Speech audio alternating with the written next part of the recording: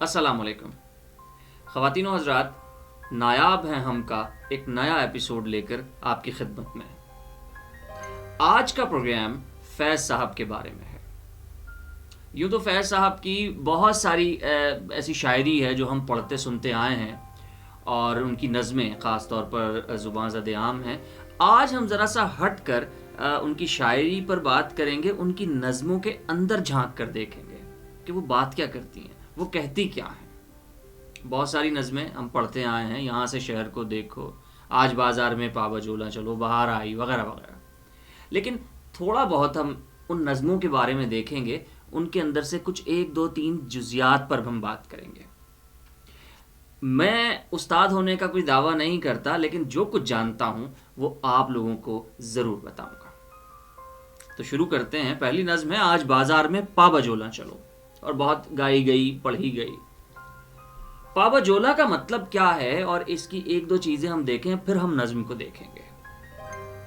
پا بجولا کا مطلب ہے بیڑیوں میں جکڑا ہوا، قید، یعنی ایک ایسا شخص، ایک ایسا معاشرہ، یعنی معاشرے کی عکاسی کر رہا ہے کہہ لیجئے، یا ایک ایسے شخص کی شاعر عکاسی کر رہا ہے جو جکڑا ہوا ہے، جس نے بیڑیاں پہن رکھی ہیں، مطلب قید ہے، فکر قید ہے، جذبات قید ہیں، زبان قید ہے، وغیرہ وغیرہ۔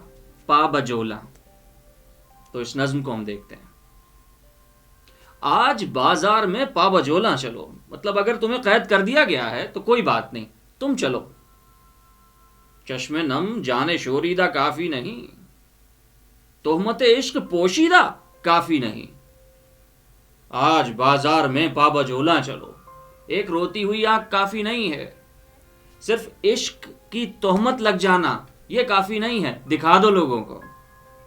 آج بازار میں پا بجولا چلو، دست افشاں چلو، مست و رقصاں چلو، خاک بر سر چلو، خون بداماں چلو، راہ تکتا ہے سب شہر جانا چلو، آج بازار میں پا بجولا چلو۔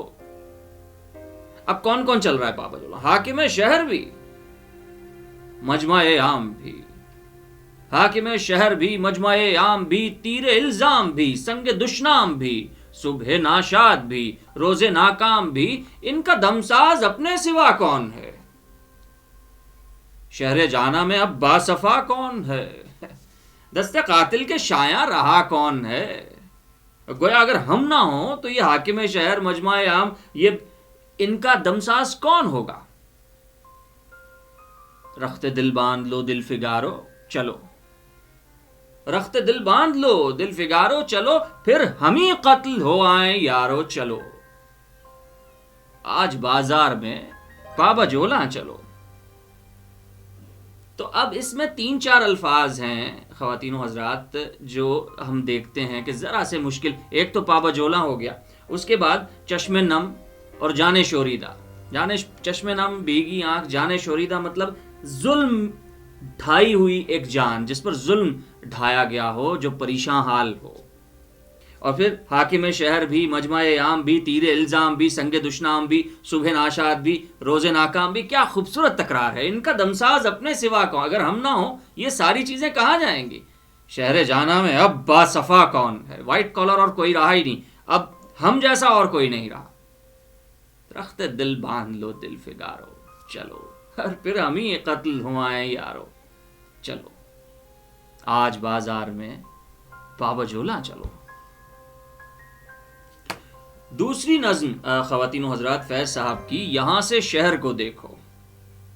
یہ وہ نظم ہے جو جیل میں بیٹھ کر فیض احمد فیض صاحب نے لکھی ہے، اور مقصد اس کا یہ ہے کہ یہاں سے شہر کو دیکھو، یعنی تم لوگ کہہ رہے ہو کہ میں جیل میں ہوں، قید میں ہوں، میری نظر سے دیکھو، میں یہ کہہ رہا ہوں تم سب لوگ قید میں ہو۔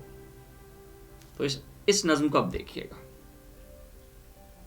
یہاں سے شہر کو دیکھو، ارے یہاں سے شہر کو دیکھو تو حلقہ در حلقہ کھنچی ہے جیل کی صورت، ہر ایک سمت فصیل،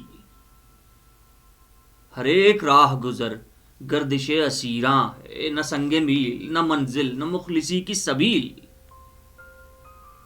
جو کوئی تیز چلے راہ تو پوچھتا ہے خیال کہ ٹوکنے کوئی للکار کیوں نہیں آئی، جو کوئی تیز چلے راہ تو پوچھتا ہے خیال کہ ٹوکنے کوئی للکار کیوں نہیں آئی، جو کوئی ہاتھ ہلائے تو وہم کو ہے سوال، کوئی چھنک کوئی جھنکار کیوں نہیں آئی۔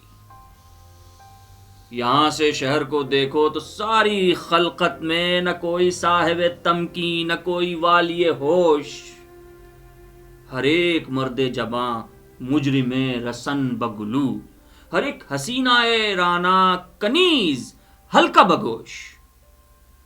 گویا میں یہاں سے دیکھ رہا ہوں، مجھے تم سب لوگ قید نظر آ رہے ہو، نہ مجھے کوئی حسینہ آزاد نظر آ رہی ہے، نہ مجھے کوئی جوان آزاد نظر آ رہا ہے، تو قید میں ہوں یا تم ہو؟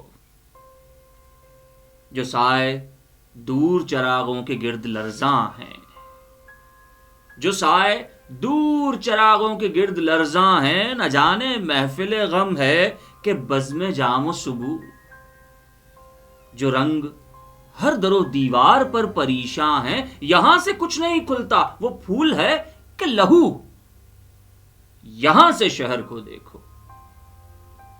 گویا میں یہاں سے بیٹھا شہر کو دیکھ رہا ہوں، مجھے تم لوگوں سے زیادہ نظر آ رہا ہے۔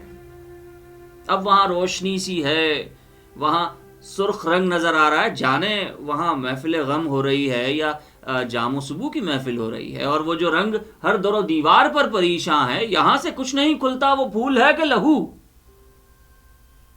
وہ تم اس کو پھول سمجھ رہے ہو، مجھ سے پوچھو وہ پھول نہیں ہے، وہ سرخ رنگ لہو کا رنگ ہے۔ یہاں سے شہر کو دیکھو۔ سبحان اللہ، سبحان اللہ۔ خواتین و حضرات، میں پہلے عرض کر چکا کہ مجھے کوئی استادی کا دعویٰ نہیں ہے، بس جو میں جانتا ہوں وہ نوجوانوں تک پہنچانا چاہتا ہوں۔ ایک اور نظم فیض صاحب کی، لہو کا سراغ۔ کہنا اس میں یہ چاہ رہے ہیں کہ عشق کی راہ میں چلنا بہت دشوار ہے۔ عشق چاہے حقیقی ہو، مجازی ہو، یا وطن کا عشق ہو، کیونکہ فیض صاحب کئی جگہ یہ تراکیب استعمال کر چکے ہیں، لیلائے وطن، تو چاہے وطن کی لیلا سے عشق ہو یا کسی اور لیلا سے عشق ہو، عشق کی راہ پر چلنا بہت مشکل ہے۔ جو خون اس راہ میں بہتا ہے اس کا کہیں نشان نہیں ملتا، آپ کو کوئی اکنالج نہیں کرتا۔ اس پس منظر میں ہم اس نظم کو دیکھتے ہیں، لہو کا سراغ۔ کہیں نہیں ہے، کہیں بھی نہیں لہو کا سراغ، کہیں نہیں ہے، کہیں بھی نہیں لہو کا سراغ، نہ دست و ناخن قاتل، نہ آستین پہ نشان، نہ سرخی لب خنجر، نہ رنگ نوک سنا، نہ خاک پر کوئی دھبا، نہ بام پر کوئی داغ، کہیں نہیں ہے، کہیں بھی نہیں لہو کا سراغ۔ نہ صرف خدمت شاہاں کہ خون بہا دیتے، نہ دین کی نظر کے بیان آئے جزا دیتے، نہ رزم گاہ میں برسا کہ معتبر ہوتا، کسی علم پہ رقم ہو کے مشتہر ہوتا۔ پکارتا رہا بے آسرا یتیم لہو، کسی کو بہر سماعت نہ وقت تھا نہ دماغ، نہ مدعی نہ شہادت حساب پاک ہوا، نہ مدعی نہ شہادت حساب پاک ہوا، یہ خون خاک نشینا تھا رزق خاک ہوا، یہ خون خاک نشینا تھا رزق خاک ہوا۔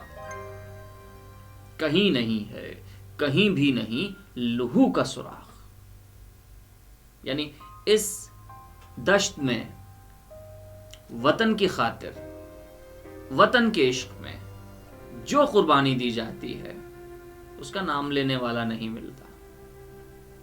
لہو کا سراغ۔ فیض صاحب کی ایک اور نظم، ادھر نہ دیکھو۔ دو طرح کے لوگوں پر خواتین و حضرات اس نظم نے بات کی ہے۔ ایک وہ لوگ ہیں جو کہنے کو تو خود کو بہت اعلیٰ اور عرفا اور بہت معتبر مانتے ہیں، یا وہ لکھنے والے ہیں یا پڑھنے والے ہیں یا اخبار میں لکھتے ہیں، یہ صحافی ہیں، سیاستدان ہیں، اور خود کو بہت اعلیٰ مانتے ہیں۔ جبکہ ایک طرف وہ لوگ ہیں جو خاموشی سے اپنے مقصد کی خاطر جان دے دیتے ہیں۔ اب اس نظم کو ہم دیکھتے ہیں۔ ادھر نہ دیکھو کہ جو بہادر قلم کے یا تیغ کے دھنی تھے، جو عزم و ہمت کے مدعی تھے، اب ان کے ہاتھوں میں صدق ایمان کی پرانی آزمودہ تلوار مڑ گئی ہے۔ جو کچ کلاہ صاحب حشم تھے، جو اہل دستار محترم تھے، ہوس کے پرپیچ راستوں میں کلا کسی نے گرو رکھ دی، کسی نے دستار بیچ دی ہے۔ ادھر نہ دیکھو، ادھر بھی دیکھو۔ اب دوسرا حصہ شروع ہو رہا ہے نظم کا۔ ادھر بھی دیکھو، جو اپنے رخشاں لہو کے دینار مفت بازار میں لٹا کر جہاں سے اوجھل ہوئے اور اپنی لحد میں اس وقت تک غنی ہیں۔ ادھر بھی دیکھو، جو حرف حق کی صلیب پر اپنا تن سجا کر جہاں سے رخصت ہوئے اور اہل جہاں میں اس وقت تک نبی ہیں۔ ادھر بھی دیکھو، ادھر نہ دیکھو۔ تو خواتین و حضرات، آپ نے دیکھا کہ کیسے نایاب گوہر ہیں دوسروں کی طرح فیض صاحب بھی۔ ہم نے جہاں بہت سارے لوگوں کو بھلا رکھا ہے، ہم ان کو بھی نہیں پڑھتے۔ میں مانتا ہوں لوگ پڑھتے ہیں فیض صاحب کو، اس میں کوئی شک نہیں ہے۔ فیض صاحب، غالب، اقبال، فیض، میر، ان لوگوں کو پڑھنے والے موجود ہیں، لیکن بہت کم لوگ ہیں۔ میں مخاطب ہوں نوجوانوں سے، ینگسٹر سے۔